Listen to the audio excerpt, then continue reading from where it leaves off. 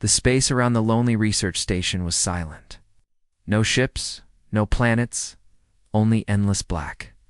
Commander Rian sat in the control chair watching the same quiet readings he had seen for years. The station was on the far edge of known space, so far that even the Galactic Council rarely sent messages. His crew of 9 humans had grown used to boredom. But then the sound came. It was faint at first, almost like static, a soft pulse under the background noise of the galaxy. The communications officer, Lyra, frowned and tapped her console. The pulse came again. Rian leaned forward. "What is it?" he asked. She shook her head. "It's strange. It's not any council code. It's like a heartbeat." Crew gathered around the screen. The signal was repeating, steady, like someone tapping on glass from far away. Rian felt something cold move through him. He had seen this rhythm before. Every human had. It was the same pattern used in the old archives to represent Earth's life pulse Earth. The homeworld burned to ash 30,000 years ago. For a long moment, nobody spoke. Earth was not just gone. It had been erased, its location turned. Into a dead zone by the Vorak, an ancient enemy who had vanished after the Purge. The Galactic Archive said no survivors remained. This signal was human. It was coming from the old coordinates of the Sol system. The Council's warning came within hours. Their voice was calm, but cold. "Do not respond to the signal. It is a remnant, nothing more. Let the dead remain at rest." Rian stared at the message. He had been born in deep space, but his grandparents had told him stories about blue oceans, green lands, and a sky with a single golden sun. The idea that something of Earth might still exist was like a fire in his chest. He knew the Council feared something. Maybe they feared humans remembering what they had lost. Lyra looked at him after the Council message ended. "You're not going to ignore it, are you?" she asked. He didn't answer right away. Instead, he walked to the large observation window. Out there, somewhere in the dark, was the place where his species had begun. The Vorak had taken it from them, but what if they hadn't finished the job? What if some piece of Earth had survived? All this time, he turned back to his crew. "Prepare for jump," he said. The station's engines groaned as they powered up. The crew was nervous. Council law was clear: travel to Sol was forbidden, but nobody objected. They had lived there whole lives, knowing their homeworld was only a story. Now it might be something more. The jump was short, only a few hours. During the flight, the heartbeat signal grew stronger. It was no longer faint. It was clear and deliberate, as if someone was calling them by name. When they came out of jump, there was no planet where Earth should have been. The star system was mostly empty, its sun a dying red ember. But then, on the edge of the system, sensors picked up something massive. At first it looked like an asteroid, but as they approached, they saw oceans. A whole world no larger than a small moon floating alone. It was cracked in places like a broken shell, but the oceans shone deep blue under a dark, starless sky. There was no sun here, yet light seemed to come from the water itself. The crew stared in silence. "This can't be real," Lyra whispered, but it was real. Rian ordered the ship closer. As they descended, they saw ruins, human buildings, the kind only seen in history archives, standing tall and untouched. Streets, towers, even statues of human figures stood as if time had stopped. But along the shores, there were other statues. They were not human. They were alien warriors, frozen in twisted shapes, their faces locked in silent screams. They looked so real that the crew almost expected them to move. They landed near the largest ruin. The air was thin but breathable, smelled faintly of salt and something older, something like dust from ancient books. The crew walked through the silent streets. Every step echoed. Whispers began to drift through the air. At first, Rian thought it was wind, but the words were too clear. They spoke his name. They spoke the names of each crew member. Everyone froze. The whispers were coming from the ocean. They followed the sound to the shore.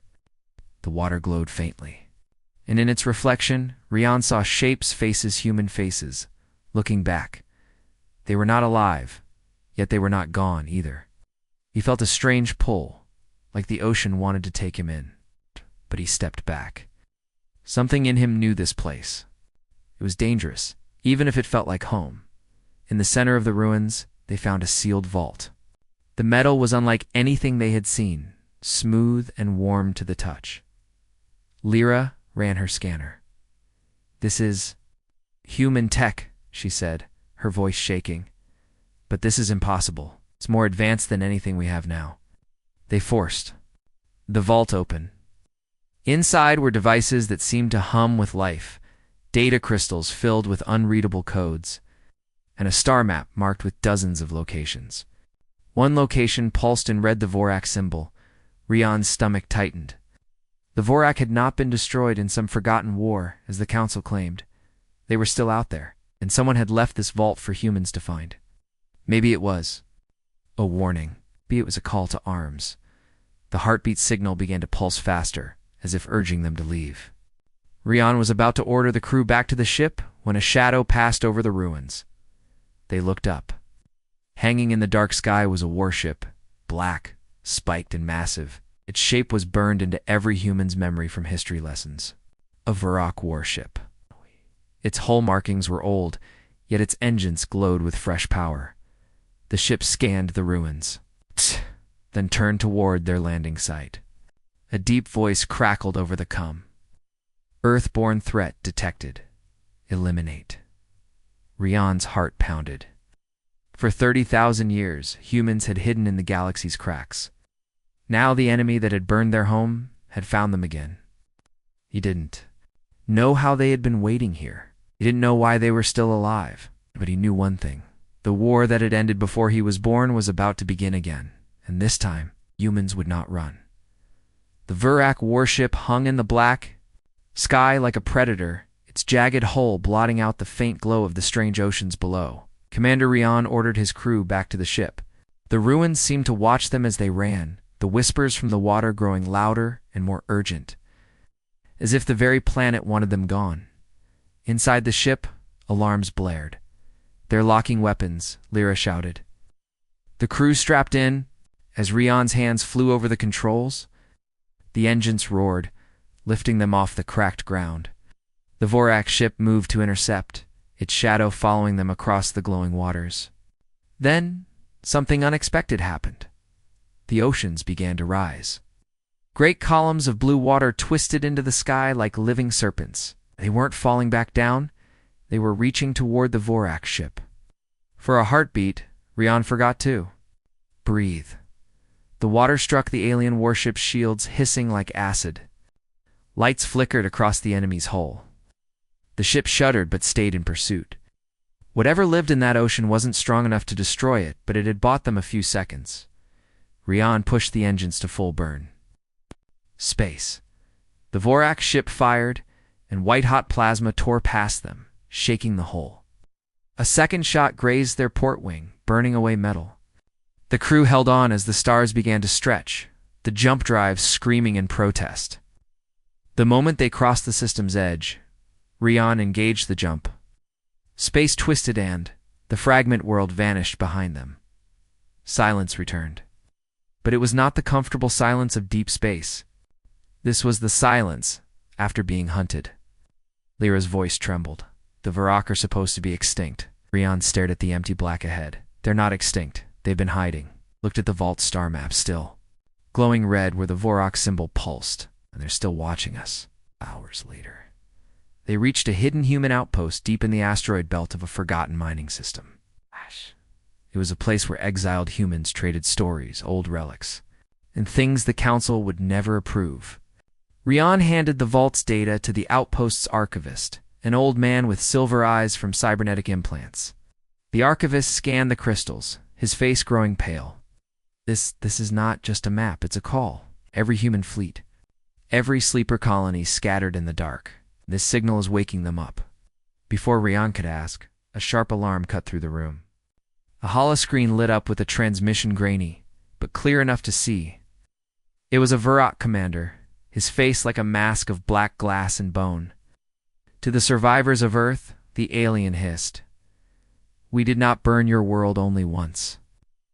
We'll burn all your stars?" The image faded, replaced by flashing red icons. thousands of them appearing across the galaxy. The Vurak weren't just back. They were awakening. Rian gripped the edge of the console. The Council would do nothing. They had always feared the return of human strength. This war would be fought alone, or so he thought, until a voice spoke from behind him. "You're not alone, Commander. We've been waiting for this day for 30,000 years," Rian turned. In the shadows stood a woman in old battle-worn armor marked with the original Earth flag, and her eyes told him everything. The humans who vanished after the purge hadn't died. They had been preparing. Somewhere. Far away, the oceans on that fragment world whispered again, and the war truly began. The woman stepped forward, the light from the console flickering across the dents and burn marks in her ancient armor. Rian couldn't look away from the faded Earth flag on her shoulder. It wasn't the clean, polished symbol he had seen in history files. It was scratched, torn, carried the weight of real battles. "My name is Captain Arya Vale," she said, her voice steady but low. "I command the Ash Vanguard. We are what remains of Earth's first defense fleet. We've been hiding in the dark, waiting for the Vurak to show themselves again." The crew exchanged stunned glances. "It's impossible," Lyra said. "The purge destroyed everything." Arya's eyes hardened. "That's what the Council wanted you to believe. We didn't die. We scattered. Some of us went silent, deep into black sectors where even the Vurak wouldn't follow. We've been building, training, and remembering." She looked at the vault map, still glowing red. "And now they've made their move." Rian's chest tightened. "They already know who we are. They called us Earthborn threat." "Of course they did," Arya replied. "Because we are." "Act." Before he could answer, the asteroid station shook violently. Sirens wailed as chunks of rock fell from the ceiling. The control deck's holodisplay lit up with incoming Signature's 3 Vurak warships, their black holes sliding like blades through. "The Void, they tracked you here," Arya said, moving toward the docking bay. "Good. Saves us the trouble of finding them." Brienne followed her, the rest of the crew right behind. In the bay was a ship unlike any he had ever seen. Sleek, predatory. Its hull was layered with strange metallic plates that shifted faintly, as if alive. The markings were old, but they pulsed with faint blue light, human tech from before the purge. "This is the Eidolon," Arya said as the crew stared. "One of the last ships built on Earth itself. She's been sleeping for 30,000 years. Today, she wakes up." The station's defense guns opened fire, but the Vurak were fast. Plasma lanced through the black, tearing apart the outer structures. The asteroid shuddered as explosions bloomed. Rian's crew boarded the Eidolon alongside Arya's soldiers, who moved with cold precision. The moment the airlock sealed, the ship's systems came alive. Every surface hummed with power that felt ancient yet untamed. The main display showed the Vurak ships closing in. "Bring us about," Arya ordered. The Eidolon turned, and for the first time, Rian saw what ancient human weapons could do. A beam of pale light shot from the ship's silent, almost gentle. But when it struck the nearest Vurak ship, the alien vessel folded in on itself, crumpling like paper before vanishing into nothing. No wreckage, no explosions, just gone. The other 2 ships hesitated. Arya smiled faintly. They remember this weapon. Good. The hesitation ended quickly. Both Vurak ships opened fire, bright streams of plasma hammering the Eidolon's shields. The ship shuddered, but held. Rian's hands gripped the console. "They're trying to surround us." "But they won't," Arya said. Fire-patterned seraph. The ship responded instantly, releasing a swarm of small silver darts into space. They moved faster than the eye could follow, weaving between the Vurak ships before embedding themselves in the enemy hulls. A second later, both warships went. Silent, drifting, powerless, into the dark. Rian exhaled, but Arya didn't look relieved. These were scouts. The real fleets are waking now. She pointed to the vault map. "We strike before they gather. We cut off their head." The map shifted, focusing on a cluster of red symbols deep in uncharted space. Lyra frowned. "What's there?" Arya's expression was grim. "One of their breeding worlds. and the key to finding the rest. Udda? Rian felt the weight of it. This wasn't just survival. This was the first move in a war humanity had been planning for 30,000 years, far from their position. In the cold reaches of the galaxy, the Virak's true fleets were beginning to stir. Thousands of ships emerging from hidden bases, their black holes glinting in the starlight. And somewhere among them a voice hissed in the shadows. "They are awake," it said. "Then we will burn them again." But this time humanity had ships like the Eidolon, and they were done running. The Eidolon drifted in the dark, its ancient engines humming softly as the stars wheeled silently beyond the viewport. Rian stood beside Captain Arya in the command chamber, staring at the red cluster on the vault's star map. The breeding world lay in a sector officially listed by the Galactic Council as uninhabitable. A lie, like so many others. They had been preparing for the strike for 3 days, taking refuge inside the shattered remains of an old mining moon. The crew worked in silence, but tension filled the air. Everyone knew the truth now the Vorak weren't gone. The Council knew it. And for 30,000 years, the galaxy's rulers had kept humanity scattered, weak, and silent. On the third night, a transmission came in. It wasn't encrypted in Vorak. Coded was Council frequency. The face of Counselor Tarek flickered into view, his long, scaled features expressionless. "Commander Rian," the alien said, "you are in violation of Council law. You have crossed into forbidden sectors, engaged hostile actions, and made contact with dangerous fugitives." His gaze shifted toward Arya. "The Council demands your immediate surrender." Rian stayed silent. Arya stepped forward. "Tell your masters they've hidden the truth long enough. We know the Vorak are alive." Tarek's eyes narrowed. "Vorak are an ancient myth. You chase ghosts." Rian slammed his fist on the console. "A ghost doesn't fire plasma at my ship. We saw them, and you've been covering for them." The counselor's face didn't change, but his voice grew colder. "You are hereby declared a galactic criminal. Any vessel aiding you will be destroyed without warning. The Council will not allow the return of Earth's war machine." The transmission cut. For a long moment, only the low hum of the ship's systems filled the room. Then Arya said quietly, "They fear us more than the Vorak do. That's why they helped hide them." Before Rian could reply, another signal came in, this one encrypted in a code no one in his crew recognized. Arya's eyes widened. "It's ours," she said, "from the sleepers." The message unfolded on the main display, revealing dozens of faces, humans from different sectors, wearing armor and insignia older than the Council itself. "To all children of Earth," a voice said, "the day has come. We rise together." One by one coordinates appeared, secret human colonies, hidden fleets, weapons caches. Humanity had never truly been gone. It had been waiting, buried deep across the stars. Within hours, small ships began arriving. Some were ancient and battered, patched together from centuries of hiding. Others were sleek, bristling with weapons that the Council had forbidden for millennia. They came in silence, but when they formed up alongside the Eidolon, the shape of something larger began to appear, a war fleet. In the middle of this gathering, a message arrived from deep space. It was a grainy, flickering feed from a distant Council world. The image shook, showing dark streets lit by fire. Alien bodies lay scattered, Council guards cut down where they stood. In the background, the old Earth flag flapped on a makeshift pole. The voice of a human fighter came over the transmission. "One Council planet is free. Many more will follow." Arya allowed herself the smallest smile. "The sleeper cells are waking. This will spread." Rian felt the air in the command chamber change. This wasn't just preparation anymore.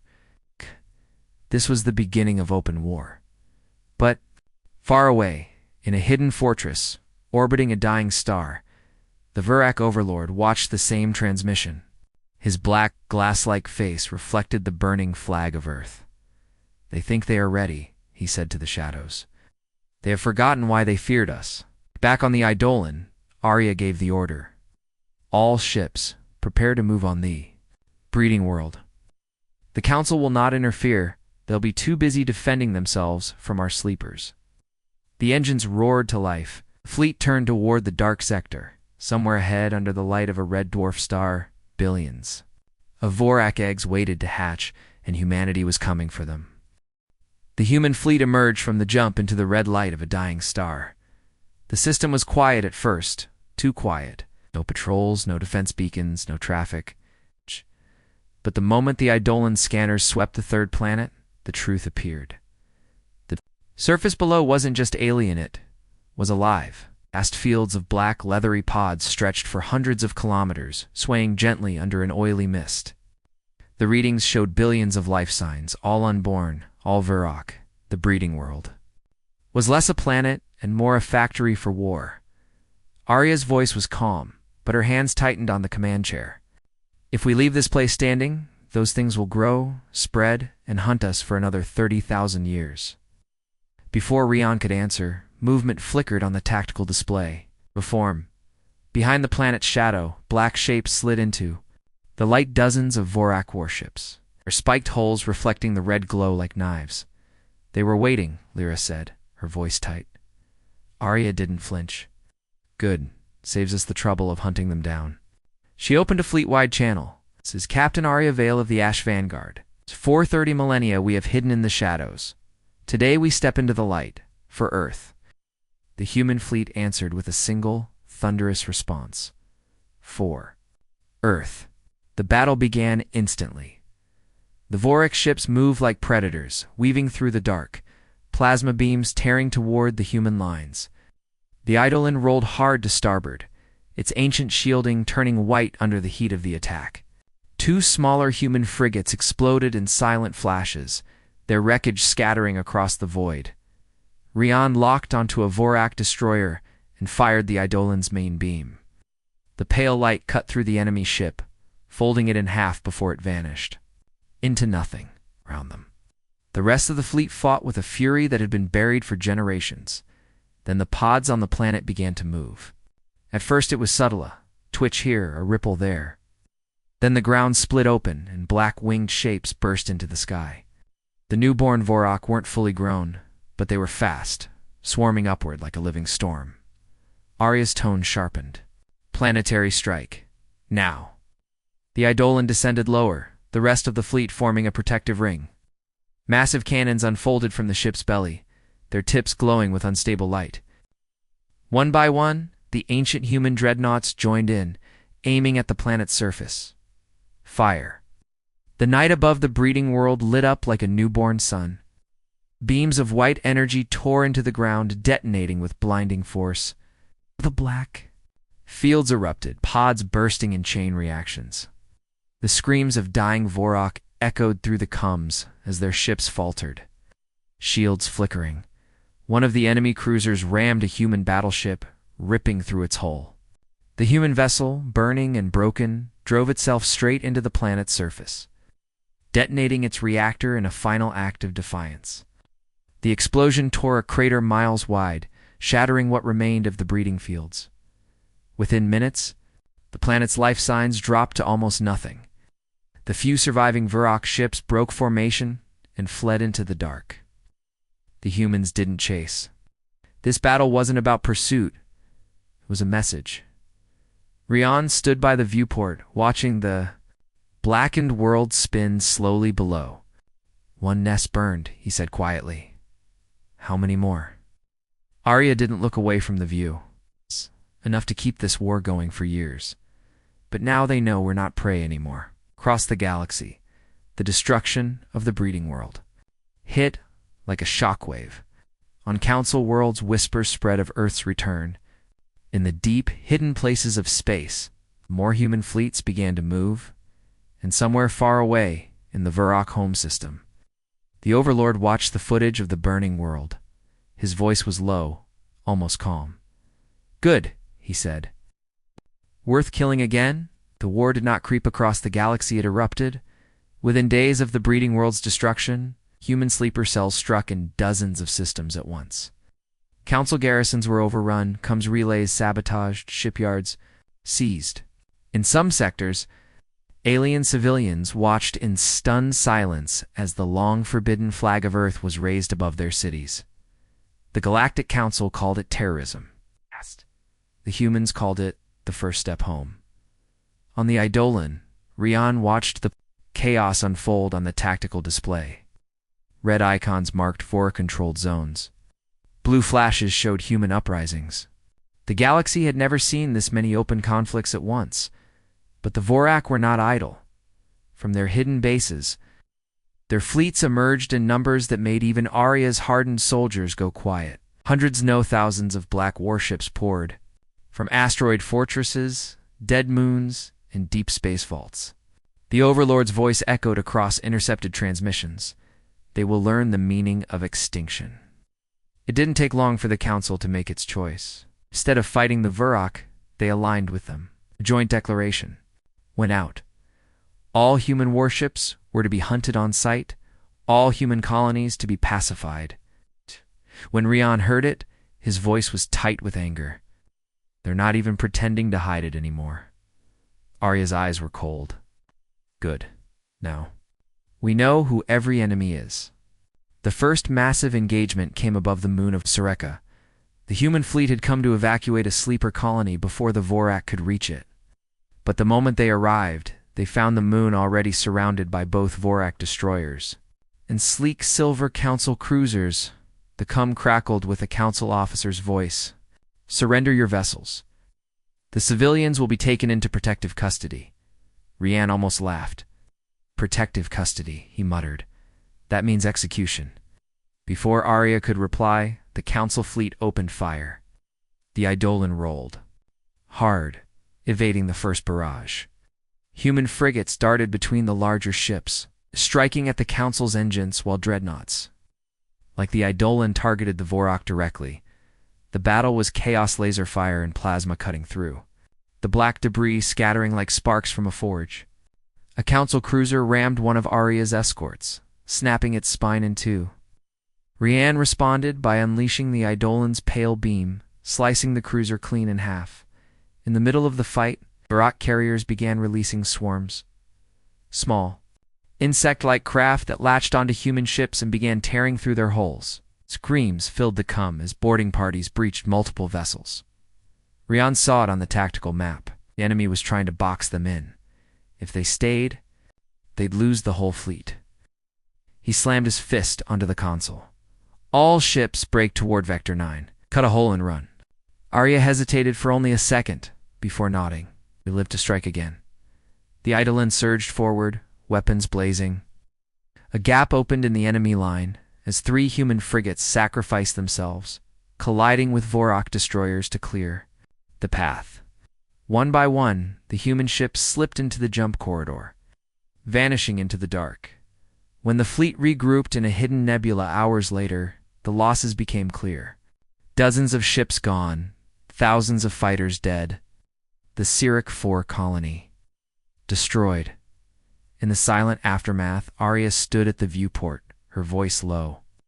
They're forcing us to choose our battles. If we keep playing defense, we'll lose everything. Rian looked at the vault map, its red Vorak symbols glowing like fresh wounds. Then we take the fight to their heart. No more skirmishes, no more retreats. Arya's gaze met his. The Vorak homeworld. For a long moment, the command chamber was silent. Then Rian said the words aloud, so the entire crew could hear. We burn the place they came from. The decision was made. The Vorak homeworld was not just a target, it was the beating heart of everything that had hunted humanity for 30,000 years. But reaching it meant crossing a wall of enemy fleets no one had ever breached. That was when the Eidolon's AI revealed a secret buried in its ancient core. In the quiet of the command chamber, the ship's voice echoed a low, calm tone that somehow carried the weight of centuries. There is a gate, it said. It's built by Earth's first empire during the final years before the Purge. A wormhole corridor, hidden in the graveyard of stars. Arya stepped forward. Where does it lead? Directly to the Vorak home. System Rian's breath caught. Straight shot into the enemy's capital system meant no prolonged siege, no months of bleeding battles. But the AI's tone darkened. The gate is unstable. Once opened, it will collapse in minutes. Only one fleet can pass before it tears itself apart. They didn't have a choice. The journey to the graveyard of stars took them through sectors so silent, even the Vorak avoided them. The stars here were dim and ancient, their light barely reaching the void. Wrecks of forgotten wars drifted endlessly shattered. Hulls of alien ships, broken stations, the remains of fleets no one had cared to salvage. And in the center, a ring of black stone the size of a small moon floated in perfect stillness. It wasn't mechanical, not entirely. It pulsed faintly like something alive. The Eidolon scanners confirmed it. Human in origin, built 30 millennia ago. As the fleet formed up, the AI spoke again. Once I open the gate, they will. No. All of them. The words were barely finished before the first shadow fell across the stars. Then another. And another. The Vorak had found them. Hundreds of warships poured from the dark, their black holes blotting out what little light. There was, at their center, a massive vessel, unlike any they had seen, a dreadnought, so large it could have swallowed the Eidolon whole. Hold them off, Arya said. Only need minutes. The battle exploded instantly. The void lit up with streaks of plasma, missile trails, and the pale beams of ancient human dreadnoughts. The Vorak pressed hard, their swarms cutting into the human lines. Ships on both sides vanished in blinding bursts of light. On the Eidolon, the AI began powering the gate. The black stone ring shuddered, and a tier of bright swirling light opened. In its center, the wormhole's glow reflected across every hull, and even through the chaos. Rian felt its pull. First wave, through the gate. Arya shouted one by one. Human ships dove into the swirling light, their hulls vanishing into the unknown. But the Vorak weren't going to let them all pass. The giant dreadnought moved forward, weapons locking onto the gate itself. They're going to destroy it, Lyra cried. Rian's jaw clenched. Then we stopped them.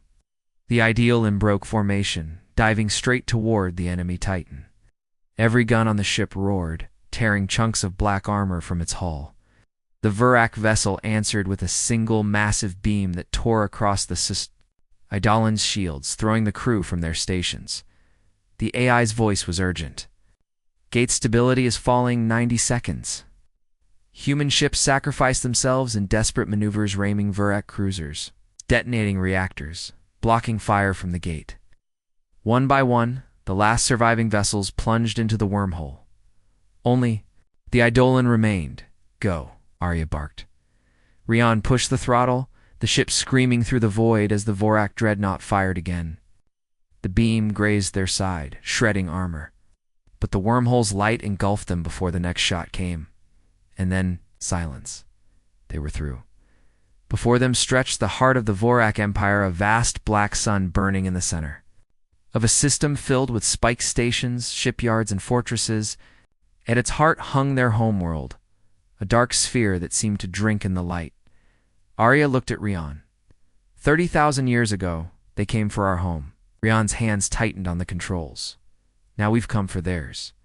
The wormhole collapsed behind them with a soundless ripple, sealing the fleet inside the enemy's heart. There would be no retreat. Before the human ships had even formed up, the Vorak defense grid came alive. Hundreds of planetary guns unfolded from the surface of their homeworld, each the size of a city, each capable of tearing a battleship apart. In one shot, swarms of black fighters poured from the surrounding stations, their engines glowing like the eyes of predators in the dark.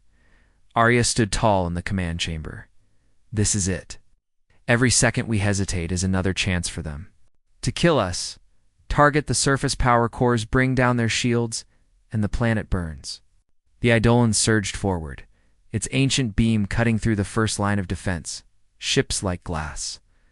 Around them, human dreadnoughts fired in coordinated volleys, their pale light carving holes in the Vorak armada.